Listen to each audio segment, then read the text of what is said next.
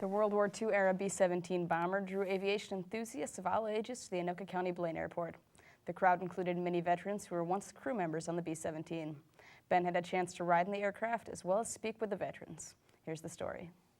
The Experimental Aircraft Association brought their restored B-17 bomber to the Anoka County Airport last weekend.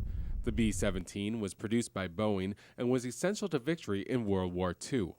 When the bomber came to Blaine last weekend, we were able to take our camera to the sky inside this magnificent piece of history. We're up here in the B-17 high above Blaine right now, standing next to one of the 13 guns on this aircraft. At one time, there were over 13,000 B-17s flying in World War II. Today, this is one of 10 that's left in the air. Vince Parker and Bob Clemens are World War II vets who served in various capacities on the B-17. I was a tail gunner on the B-17. I flew out of Italy, bombed targets in Southern Europe.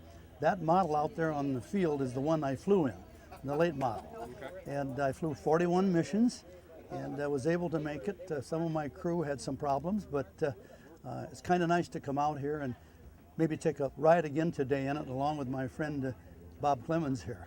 Okay. And Bob, what did you do on the plane? I was the navigator. Okay. On the B-17, just like this one, the G model, and I flew 50 missions.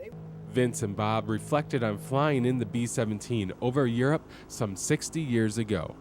We had a 10-man crew in our case. Bob, did you have a full crew of 10? 10, yes. Yeah, it was like a Swiss watch when those engines were running. They were so fine-tuned. It was cold up there, 50 below zero, but we had heated suits, and the worst part was flying over the target when we got a lot of shrapnel. 88 aircraft fire after it. Robert, what's your feeling? Well, they're anti-aircraft fire, and then the German fighters. The German fighters had an advantage on us because we shot out of our 13 machine guns, 50 caliber.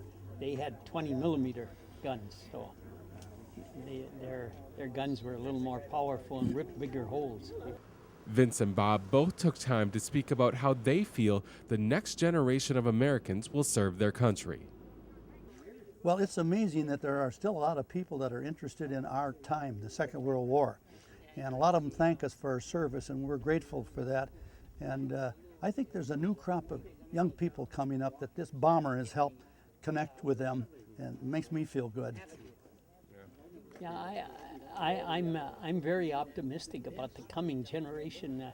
I speak in a lot of high schools, and boy, I think the kids are really sharp today. And I also mentor some ROTC cadets that go to the University of Minnesota and St. Thomas, and boy, they're the cream of the crop. While Vince and Bob were some of the older attendees at the B-17 event, Sea Cadet Connor Clark was one of the youngest. At age 12, Connor is fascinated by aviation, and on this day, he was able to join the vets for a ride in the historic plane. Just a great experience to be able to fly in a bird that old, and there are only a few of them left in the world, and so that was a pretty amazing flight, actually. As a matter of fact, I got to fly in the radio room of a B-17, which is just behind the wing, with a veteran tail gunner from Europe, and he told me all about the airplane in flight, and it's just a very pleasant flying experience, flying with the veterans and everything. And you could see how they were reacting. I think it also made their day. When Connor was told about what Vince and Bob had said about his generation, he was overwhelmed. It just means everything to have the guys who were around back then. They did lots of stuff, very brave bunch of guys, and to have them say that about my generation, it's great.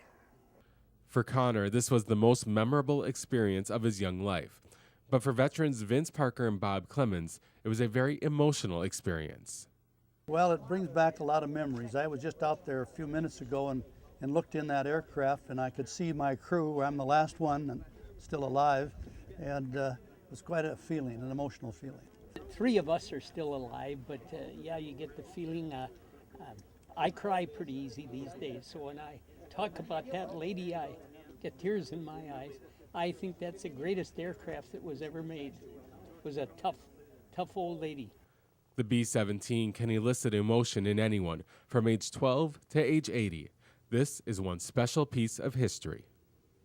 For Cityscope, Ben Hale reporting.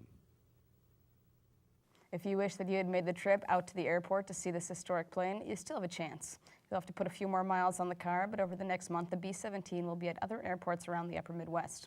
You can visit our website, northmetrotv.com, for more information.